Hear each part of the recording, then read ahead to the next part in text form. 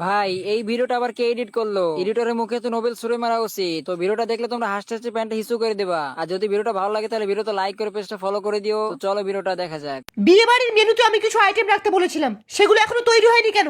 প্রথমে লুচির সাথে গাঁজার পাতার চাটনি দিতে হবে, আর বিমলের বিরিয়ানিটা যেন থাকে, এটা মাস্ট। What is this? এখনো এতগুলো বিড়ি প্যাকেটে পুরতে বাকি আছে?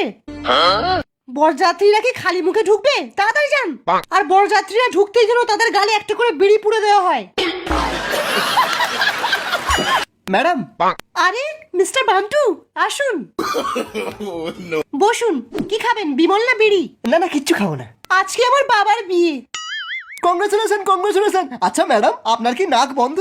নাক বন্ধ কেন? আমি এক্ষুনি পায়খানা করে ছুটি এসেছি, তবুও আপনি আমার গন্ধ হাতটা এতক্ষণ ধরে ধরে আছেন। ওই স্যার, আমার খুব জোরে পায়খানা পেয়েছে।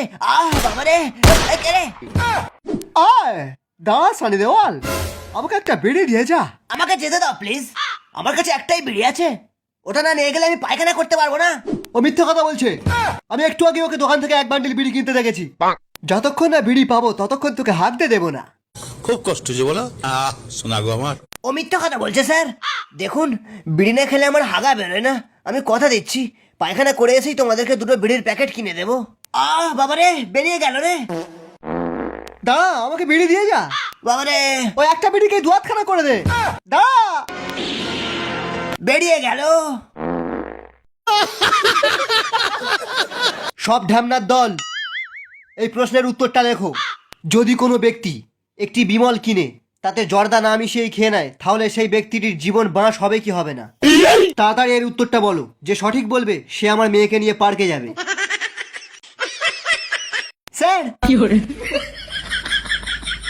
যা সালা, একটা মেয়েকে কতজন নিয়ে যাবে? হ্যাঁ মদন, তোর খাতাটা দেখা।